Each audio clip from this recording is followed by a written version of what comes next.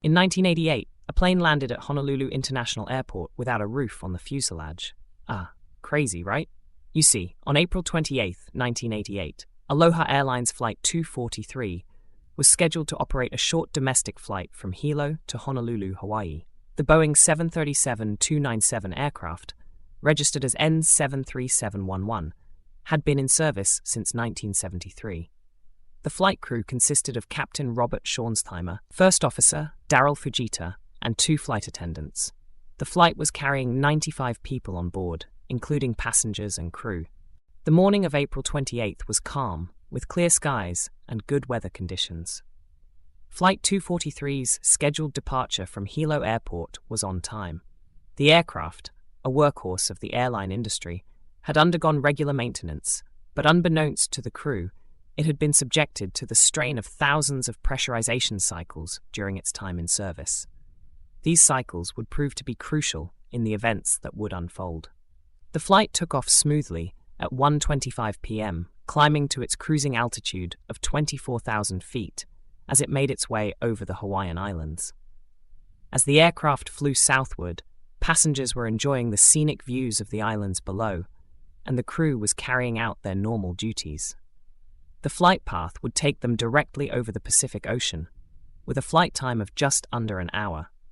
For the passengers, this was a routine domestic flight, and there was no reason to anticipate that the day would end in disaster.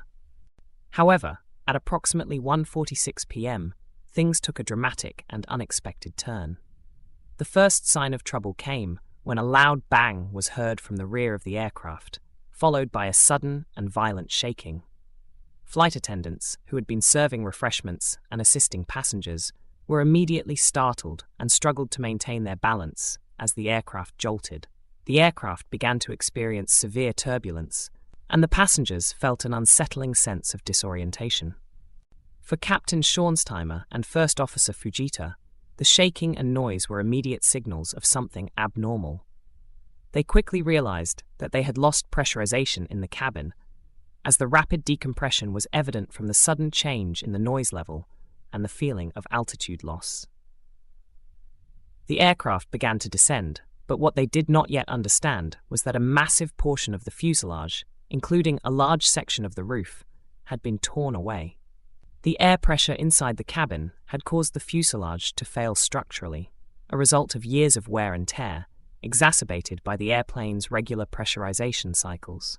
At 1:47 p.m., the crew initiated emergency protocols, instructing the flight attendants to secure the cabin and prepare the passengers for an emergency landing. The situation was dire, but the professionalism of the flight crew was immediately evident. Captain Schornsteimer, maintaining his composure, turned to First Officer Fujita and began discussing their options for an emergency landing. The crew knew that Honolulu was the closest airport, so they set course toward the island. However, they could not have known just how severe the damage to the aircraft had become. Meanwhile, the passengers on board were growing increasingly alarmed as the plane's exterior damage became more evident. Some of the cabin windows had been shattered, and the flight attendants were doing their best to calm the passengers, despite the chaos. The wind was howling through the exposed sections of the fuselage, and the noise inside the cabin was deafening. In the midst of the growing panic, the flight attendants worked tirelessly to reassure the passengers that the crew was in control and that they would be landing safely. Captain Schornsteimer and First Officer Fujita continued to communicate with air traffic control, who provided assistance in directing them toward Honolulu International Airport. At 1:51 p.m., the crew had informed air traffic controllers of their emergency situation. They requested priority landing clearance and explained the need for an expedited descent due to the aircraft's structural damage. Air traffic controllers acknowledged the request and began coordinating with emergency services to prepare for the aircraft's arrival. The aircraft descended steadily, but the crew was fighting a battle with an aircraft that was no longer structurally sound. As the plane flew closer to Honolulu, the cockpit crew could see the damage for themselves. The fuselage was severely compromised, and large sections of the roof, which had been ripped away in the explosion of pressure, were missing entirely. Despite the damage, the aircraft remained controllable, and the crew continued to work together to ensure the safety of everyone on board. By 1:56 p.m., the aircraft was nearing the airport. The crew had lowered the landing gear and began to line up for an emergency landing.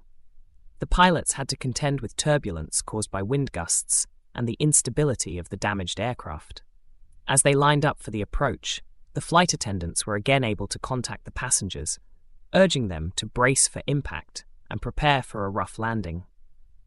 The situation in the cabin remained chaotic, but the crew's continued professionalism and the calm leadership of Captain Schornsteimer kept the passengers focused on the task at hand.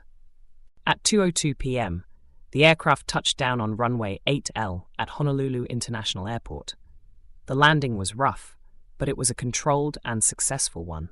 The aircraft skidded to a stop, and emergency crews were immediately on the scene, ready to assist with the evacuation. The passengers, though shaken, began to file out of the aircraft in an orderly manner, helped by the flight attendants and the emergency personnel.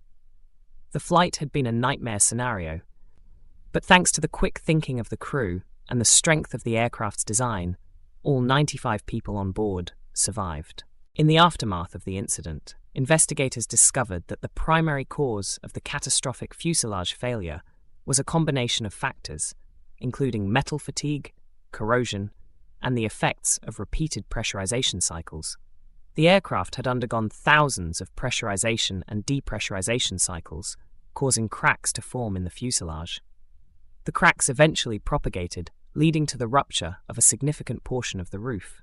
This event marked a turning point in aviation safety, prompting the implementation of stricter maintenance protocols, inspections, and design changes to improve the safety of commercial airliners. Aloha Airlines Flight 243 is remembered not only for the severe damage the aircraft sustained, but also for the professionalism and calm of the crew and the resilience of the passengers. Despite the terrifying experience, all aboard survived, and the flight is often cited as an extraordinary example of the strength of modern aircraft design and the critical role that well-trained flight crews play in responding to in-flight emergencies.